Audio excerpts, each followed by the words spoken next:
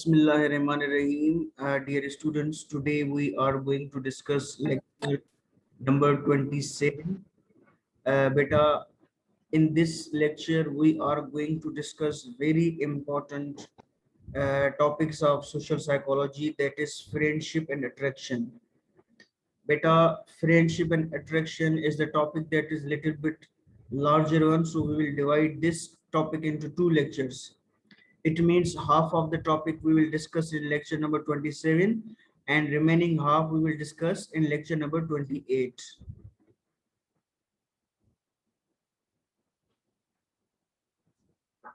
Number one, our lifelong dependence on another puts relationships at the core of our existence. Our lifelong dependence on one another puts relationships at the core of our existence.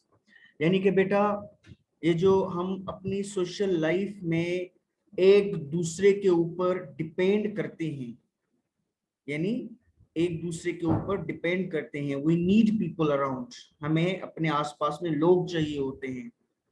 Puts relationship at the core of our existence, यानी ये जो हमारी एक दूसरे के ऊपर mutual dependence है, यही हमारे ताल्लुकात का, यानी जो कहते हैं कि एग्जिस्टेंस की जड़ है. यानी एग्जिस्टेंस, हमारा जो वजूद है वो हमारे रिलेशनशिप की बुनियाद पर ताल्लुक रखता है, डिपेंड करता है. यानी हम अगर जिंदा हैं तो हम इसीलिए जिंदा हैं क्योंकि हम हमारे आसपास लोग हैं जिनके साथ हम जुड़े हुए हैं, वो हम पे डिपेंड करते हैं, हम उन पे डिपेंड करते हैं. Number 2, Aristotle called humans the social animal. बेटा अरिस्टोटल, जिसको हम अरिस्टो भी कहते हैं, तकरीबन 2400-2500 साल पहले, यानी कि यूनान का फिलोसोफर गुजरा है. इसकी बेटा एक मशहूर जो है कोटेशन वो ये है कि humans are the social animal. यानी इस बंदे ने कहा कि इंसान जो हैं वो सोशल एनिमल हैं. यानी एनिमल्स की तरह हम खाते पीते सोते, ठीक है बेटा, चलते, उनकी तरह चलते हैं. काफी सारी चीजें इंसानों की और जानवरों की इकट्ठी हैं, लेकिन इंसान वो एनिमल हैं जो कि सोशल हैं, यानी एक दूसरे के साथ ही जिंदा रह सकते हैं. अलग अलग एक दूसरे के अलग अलग रहकर वो जिंदा नहीं रह सकते. बेटा आप लोगों ने देखा होगा कि वो लोग जिनके पास ताल्लुकात नहीं होते, रिलेशनशिप नहीं होते, ठीक है बेटा, तो वो कभी भी, उनकी जो डेथ है वो हमेशा प्री मैच्योर डेथ होती है, यानी वो ज्यादा नहीं जी पाते जिनके पास आसपास में लोग नहीं होते.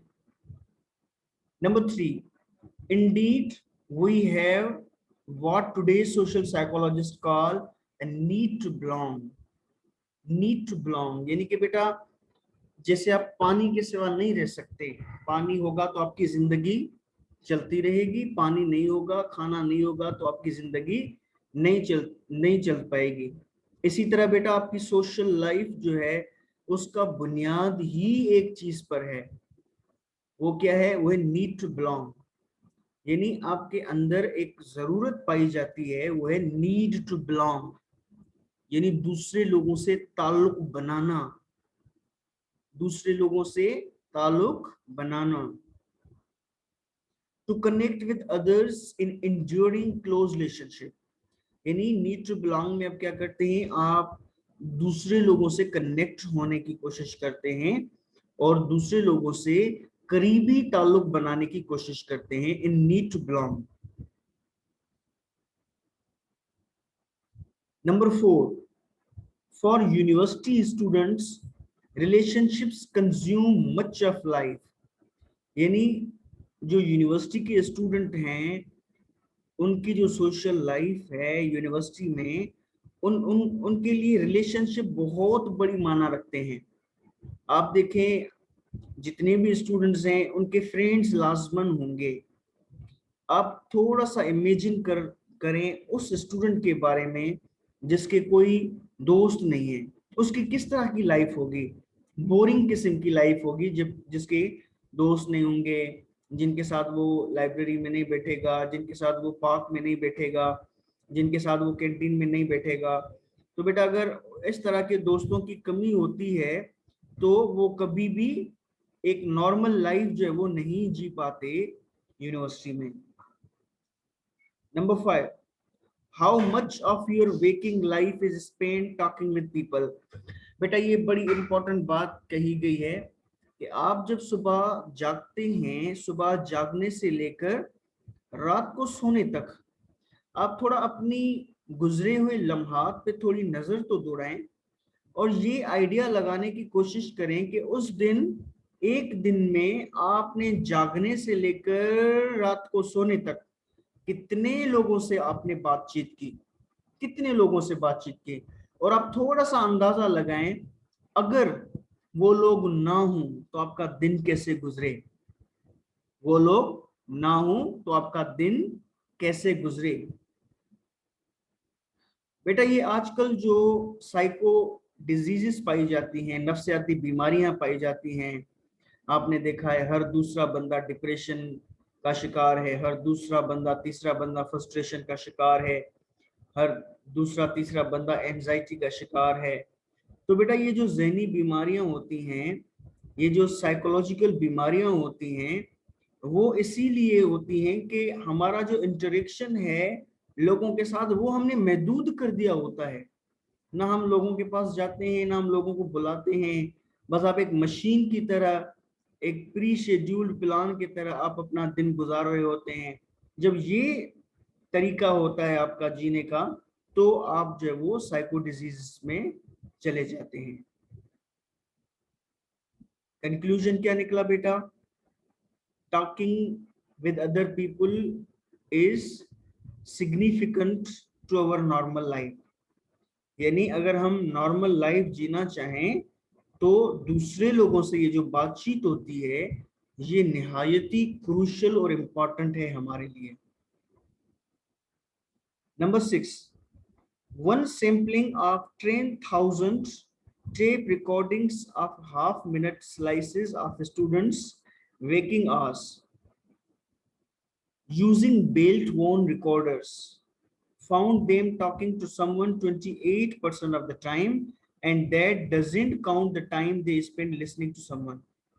यानी कि बेटा 10,000 टेप रिकॉर्डिंग्स को एनालाइज किया गया, उसमें आधे आधे मिनट के जो है यानी कि वो बनाए गए छोटे छोटे रिकॉर्डिंग्स बनाई गई, 10,000 टोटल रिकॉर्डिंग बनाई गई आधे आधे मिनट की। ठीक है बेटा, अब उसमें क्या कंक्लूजन निकला? 28% टाइम जो था, 28%, यानी आप 30 सेकेंड का आप 28% लगाएं तो 28% जो है टाइम वो सिर्फ बोलते रहते थे, और उसमें वो टाइम इंक्लूड नहीं था जो कि वो सुन रहे थे, यानी वो अलग टाइम था। तो आप अंदाजा लगाएं कि कितना हम दूसरे लोगों के साथ बातचीत करते हैं और वो हमारी, अंदाजा लगाएं कि अगर वो लोग ना हो हमारे आसपास, लोग हमें ना मिले बातचीत करने के लिए, तो हमारी जिंदगी भी जानवरों की तरह बन जाएगी। जी बेटा। सर जी सर मेरे कॉलेज लाइफ में मेरा कोई दोस्त नहीं था ना, तो इसी वजह से मैं कॉलेज से बहुत बोर हो गई थी। दिल ही नहीं करता था कॉलेज जाने का। जी जी बेटा।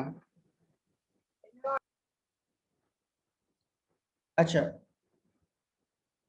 यानी कि बेटा we are the social animals, and as our body needs water, our social life needs people.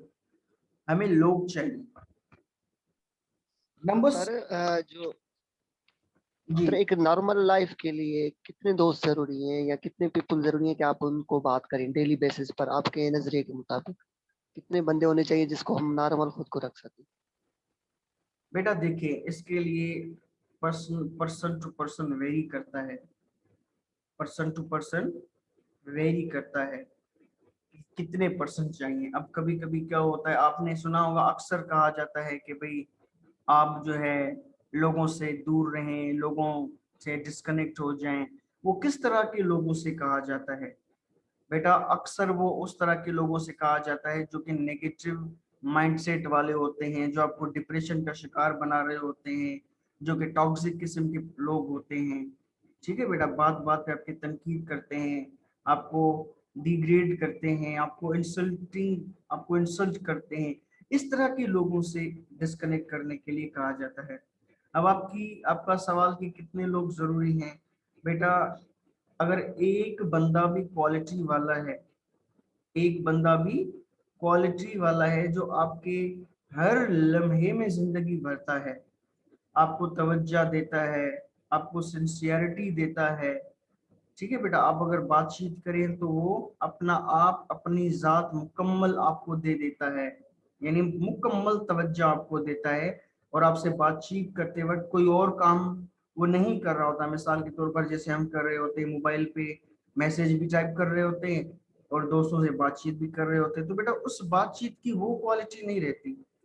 तो कहने का मकसद था, अगर कोई एक भी बंदा ऐसा आपको मिल जाता है जो कि अपना आप मुकम्मल आपको देता है जब आप उससे बातचीत करें, फिर वो माँ भी हो सकती है, बाप भी हो सकता है, वो शोहर भी हो सकता है, बीवी भी हो सकती है, कोई अच्छा दोस्त भी हो सकता है, तो भी आपकी जरूरत जो है वो काफी हद तक पूरी होगी। लेकिन अगेन, एक पर्सन के साथ आप जिंदगी मुकम्मल नहीं गुजार सकते। ये बिल्कुल ऐसे होगा कि आपके पास सिर्फ गंदम की एक रोटी है, तो बेटा उसके साथ भूख तो कुछ ना कुछ मिट जाएगी, लेकिन वो मजा नहीं आएगा खाने का। तो बेटा खाने के मजे के लिए वैरायटी मैटर्स, यानी मुख्तलिफ किस्म की चीजें दस्तरखान पर होती हैं, तो हमारा नाश्ता, हमारा लंच, हमारा डिनर अच्छा हो जाता है। बिल्कुल उसी तरह से हमारे जो आसपास में लोग होते हैं, जो फ्रेंड होते हैं, वो मुख्तलिफ वैरायटी के हैं, अच्छे हैं, तो फिर हमारी लाइफ बड़ी इनरिच कर देते हैं वो लोग। तो बेटा मैं कंक्लूजन आपके सवाल का यही दूंगा कि ये पर्सन टू पर्सन डिपेंड करता है। ठीक है बेटा, कोई बंदा है 3 दोस्त हैं, वो कहता है मेरे लिए काफी है, कोई है किसी के पास 15 हैं, फिर भी वो लोगों की तलाश में होता है। Number 7 for people everywhere, actual and hoped for close relationships can dominate thinking and emotions। यानी कि actual and hoped for close relationship, यानी कि बेटा आप हर जगह या अपने आसपास में जितने भी लोग हैं उनमें थोड़ा सा आप देखेंगे तो they are always eager to find close relationship. बाज़ औक़ात आप देखते हैं ना बेटा कि कभी आप किसी दोस्त के साथ जो है आप क्लोज हो गए, उसके साथ उठना बैठना, चाय पीना, इधर उधर जहां जाते हैं आप उसको मैसेज करते चले भाई चलते हैं, लेकिन कुछ दिनों के बाद आप देखते हैं कि आप वो आपसे दूर हो गया, आप उससे दूर हो जाते हैं। तो ये क्यों होता है?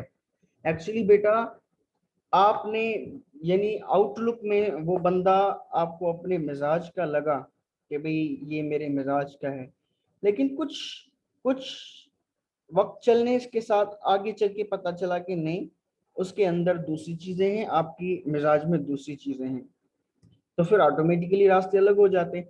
तो ये जो आप बार बार दोस्त बनाना फिर दोस्त दूर होना, ये इस चीज की निशानी है कि we are always trying to find new people, new intimate people, close people हम ढूंढ रहे होते हैं कि यार हमें कोई अच्छा दोस्त मिले। दोस्त तो काफी मिल जाते हैं लेकिन अच्छा दोस्त नहीं होता वो, और अगर अच्छे नहीं होते तो फिर रास्ते जुदा हो जाते हैं। तो ये इस चीज की निशानी है कि we are eager to find good friends. Sir जी बेटा। सर इसको हम मैरिज की तौर पर भी ले सकते हैं कि पसंद की शादी बहुत से लोग करते हैं लेकिन कुछ महीने या कुछ साल बाद उनका डिवोर्स हो जाता है। जी बेटा बिल्कुल बिल्कुल, ये हम आगे डिस्कस करेंगे। Number 8, finding a supportive person in home we can confide.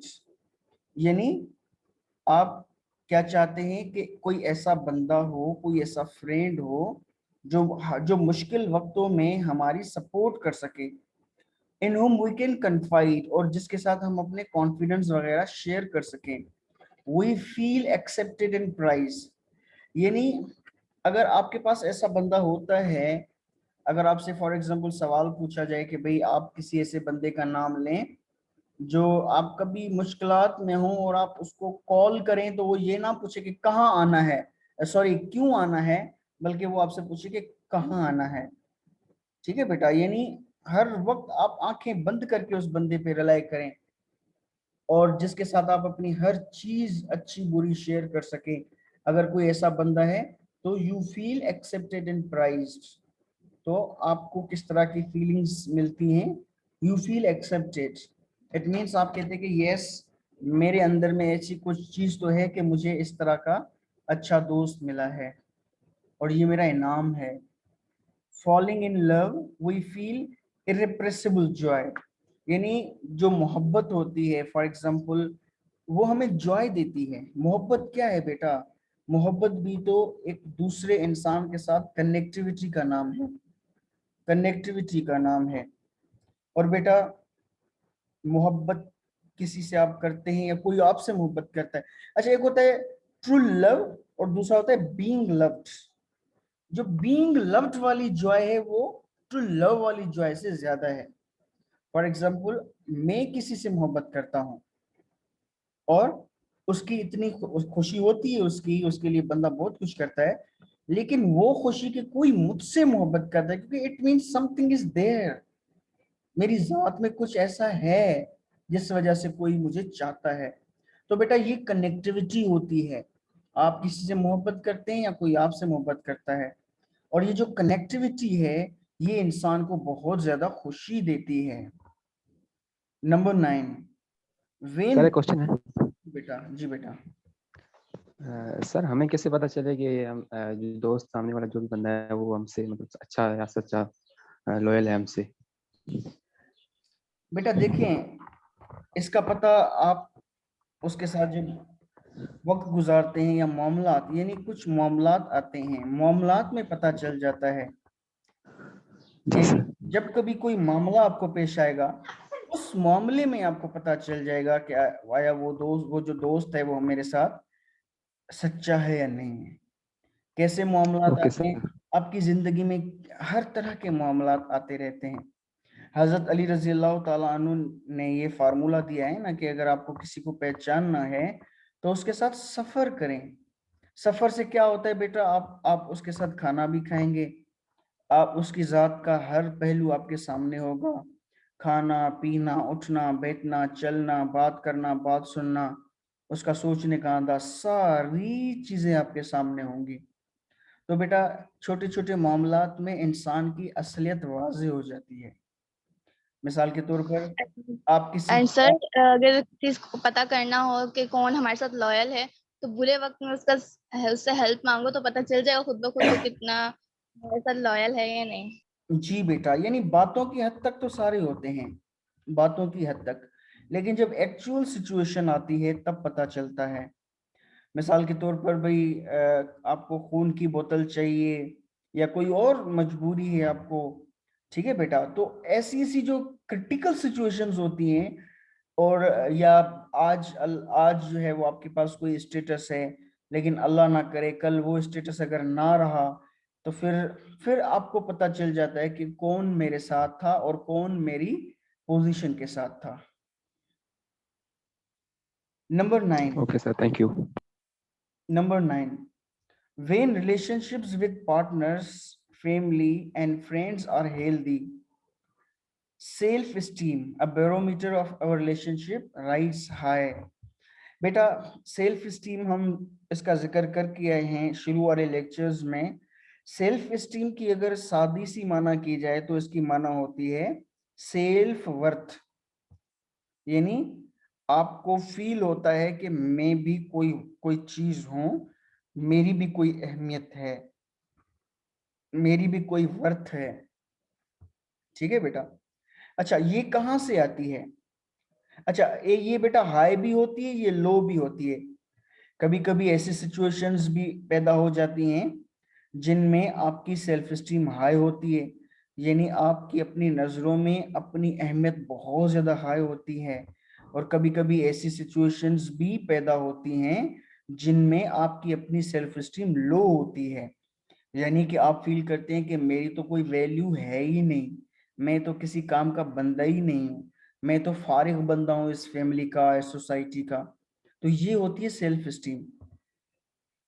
तो बेटा आपकी रिलेशनशिप का आपकी सेल्फ स्टीम पर डायरेक्ट असर पड़ता है। वेन रिलेशनशिप्स विद पार्टनर्स, यानी आपकी बीवी या आपका शोहर, उसके साथ अगर आपके ताल्लुकात बहुत ही अच्छे हैं, सेहतमंद ताल्लुकात हैं, तो आपकी सेल्फ स्टीम हाई होगी कि हाँ मेरे अंदर में सलाहियत है कि मैं अपने शोहर के साथ या मैं अपनी बीवी के साथ अच्छे से जिंदगी गुजार सकूं, मेरे अंदर में वो चीज़ है।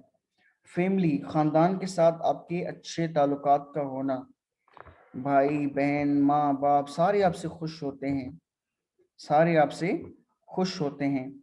तो जब दूसरे लोग आपसे खुश हों तो आप भी खुश होते हैं कि यार मेरे अंदर में सलाहियत है दूसरे लोगों को खुश करने की। एंड फ्रेंड्स, और कभी कभी क्या होता है आपके 4 4 5 5 बहुत अच्छे दोस्त होते हैं जो आपके लिए मर मिटने के लिए तैयार होते हैं। तो बेटा आप बहुत ज्यादा आपका आप यानी फख्र करने लगते हैं कि यार मुझे फख्र है मेरे ऐसे दोस्त हैं। यानी ऐसी कंडीशन में आपकी सेल्फ स्टीम बहुत ज्यादा हाई हो जाती है। बेटा एक minute, relationship with family, family में बेटा दो तरह के लोग होते हैं। एक वो होते हैं जो आपसे बड़े होते हैं, एक वो होते हैं जो आपसे छोटे होते हैं। माँ और बाप, वालिदैन, उनका शुमार उस कैटेगरी से होता है जो आपसे बड़े, आपसे ज्यादा होते हैं। और बीवी और बच्चे ये आपसे कम वाले होते हैं, नीचे वाले होते हैं। तो बेटा वासिफ अली वासिफ साहब ने बहुत प्यारी डेफिनेशन दी है।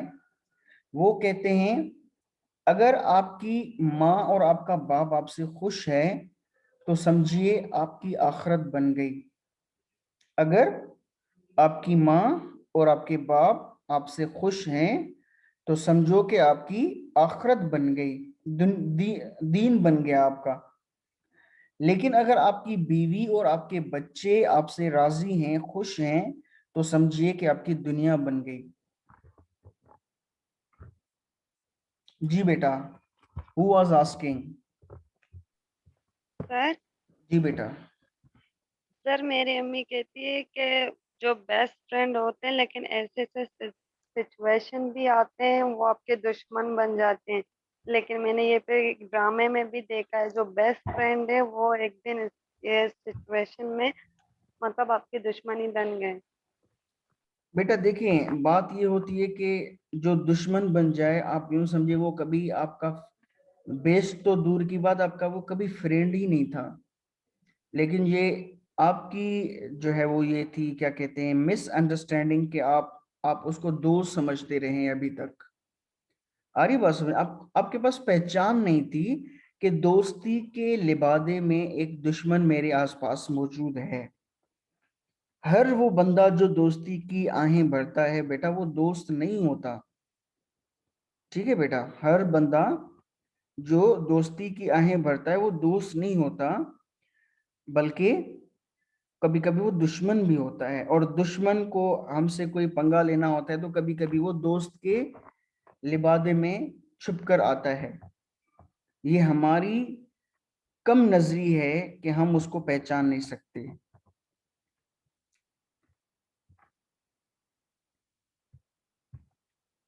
Number 10, longing for acceptance and love. We spend billions on cosmetics, clothes and diets.